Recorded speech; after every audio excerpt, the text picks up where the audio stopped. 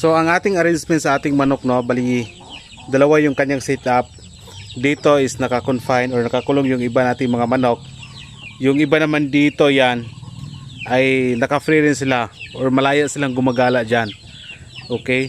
So may mga purpose kasi yan kung bakit yan yung ginagawa po natin na setup. May naka-confine at saka naka-free range yung iba nating mga native chicken. So ngayon yan po yung i-explain ko po sa inyo. So dito muna kami mauna sa may dito sa range area. Ayan.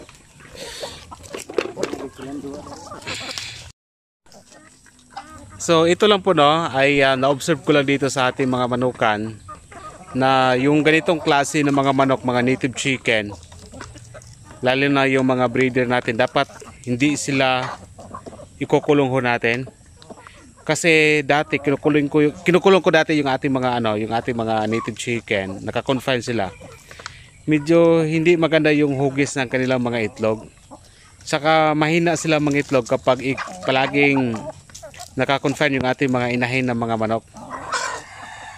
Mahina sila mangitlog actually ito mga klase ng mga native chicken. Whereas kung naka-free rin sila, yan, malaya silang gumagala dyan.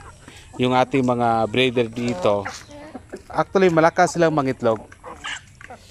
Yan. Yun ang kaibahan. Pero yun nga, yung iba natin mga manok, hindi dapat lahat nandito, lalo na yung mga 2 months old, 3 months old. Kasi pag lalo na yung mga panahon ngayon na ulan, sa lugar namin sa Bukidnon sobrang lamig.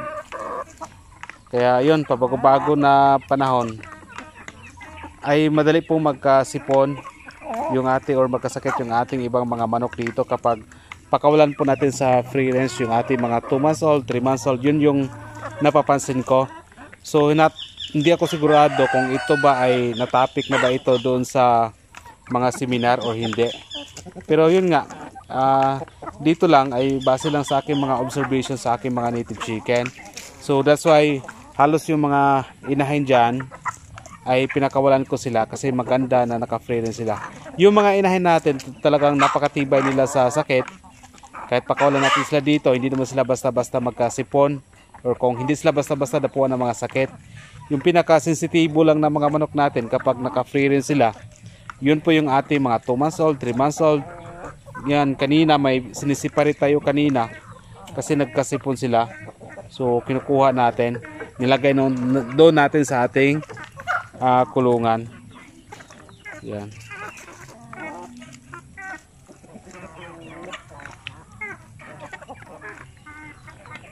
So kahit ganito yung mga manok, mga basilan, sampin, malakas yung kanilang resistensya. Pero pag pabago-bago na panahon, sobrang init, tapos biglang umulan, kahit mga 2 to 3 months old natin yan, ay hindi po talaga maiwasan na magkaroon po siya ng mga sipon, ganon. Kaya mas mabuti kung ako sa inyo, kung may mga manok kayo tulad sa akin ng mga native chicken, yung mga inahin, mga breeder, dapat naka-free rin sila para mas maganda yung production ng kanilang mga itlog. Kung naka 2 to 3 months pa lang siya, dapat doon naka-confine yung ating mga manok para hindi magasto sa gamot. Okay. So ganyan, tulad ng ganyan na sampi na yan, hindi na yan sila mga 3 months, so pinakawalan ko na sila. Yan. Kasi kaya na nilang maano sa ulan, init, ayan. Kaya na nila. So habang tumatanda pala yung ating mga manok, lumalakas yung kanyang resistensya sa ating mga native chicken. So yan lang po ay base lang po sa ating mga observation, no? Yan. So mga ano siguro to, mga 2 months na siguro yung ating mga sampin. Magamit na natin yan. Kasi 6 to 7 months yung ating mga sampin native chicken ay simulan na sila mangingitlog. So doon ipapakita ko sa inyo yung iba nating mga yung iba nating mga manok na sinisiparate ko. So yan, pansin nyo yung ating mga sampin at may isa tayong basilan dyan na 2 to 3 months ay nilalagay natin dyan kasi hindi pa nila talaga kaya yung sobrang init sa umaga tapos biglang umulan, lalo na pag gabi dito sobrang lamig. So madali silang magkasipon. That's why meron tayong setup dito na naka-confine yung iba naman naka-free range. I-free range natin yung ibang mga manok natin yung kaya nilang yung init at lamig. Yan. Actually magastos ang manok sa gamot nila kapag hindi ganun yung setup.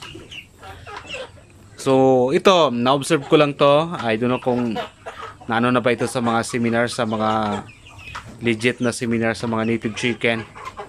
Pero yan lang po yung aking observation. Yeah, boy.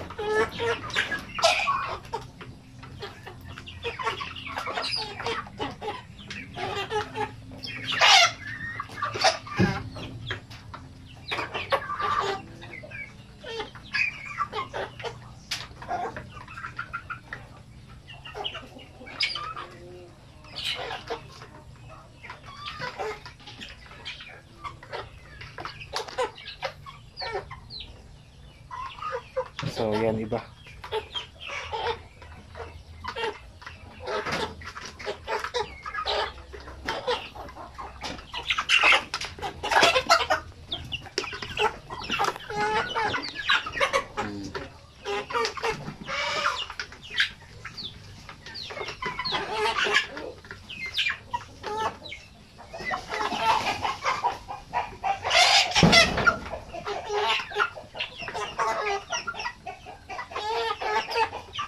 Hmm.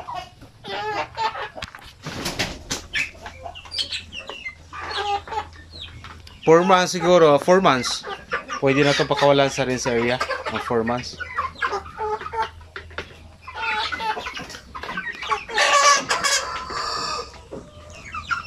Ito sila, not for sale na ito kasi may nakabili na nito. Nihintay ko na lang siya magpunta dito o kaya pag-usapan namin kung i-ship ba namin ito or hindi. Mga sampin to, isa lang yung basilan dito.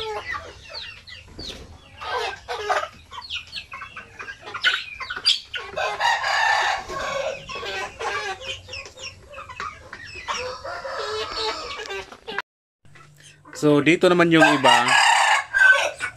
So actually ito sila, may may mga sipon. Kasi doon natin nilagay sila sa rinse area. Medyo hindi pa nila kaya yung init saka lamig. Magkasipon sila. So kanina, ang gamot sa sipon pinakamabilis talaga, paliguan nyo yung inyong mga manok. Ito tapos na, pinaliguan ko na sila. Binababad ko na sila sa init.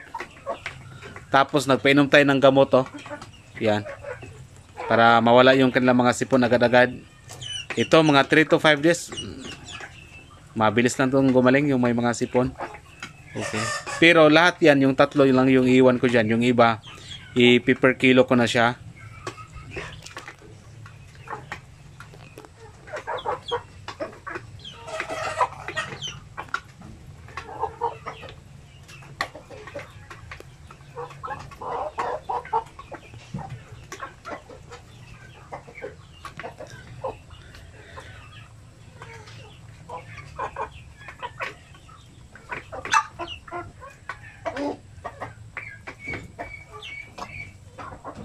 So kapag may mga manok kayo na nagkasipon para hindi mahawa yung iba, dapat ganito, naka-separate. Ayan Kasi yung iba na wala sana sakit, matatamaan yung iba ng sipon. Kaya dito lahat sila, may mga sipon to. Pero napakadali lang nilang gamutin yan Pinaliguan ko sila para mabilis na matanggal yung mga sipon. Yan. So ito rin isa, mga mga malapit na to sila magtumas, yung ating mga Chamoisel, yan yung itim, sampin yan.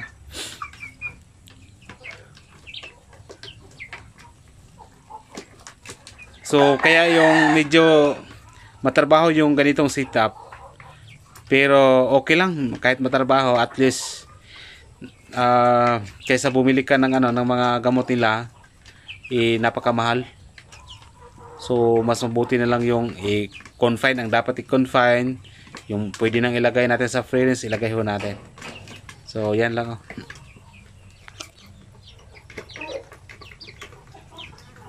Chamoasil, sampin, basila nakamix dito.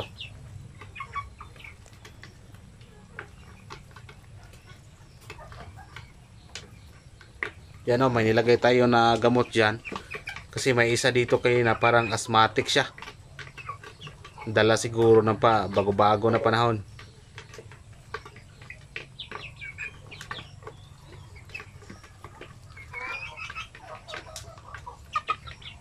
I don't know, yung ating setup na ganyan is actually pwede nyo gayahin. Pwede rin hindi. Pero sa akin, yan ang pinaka ginagawa ko na paraan ko dito sa aking mga manok. Iwan ko lang kung pag dumami ito sila, pag gumamit tayo ng incubator, mamanage kaya natin to. Well, okay naman siguro kasi palagi namang may bumibili sa akin. Hindi tayo siguro problema sa ganyan. Mga sisiw kadalasan binibenta natin.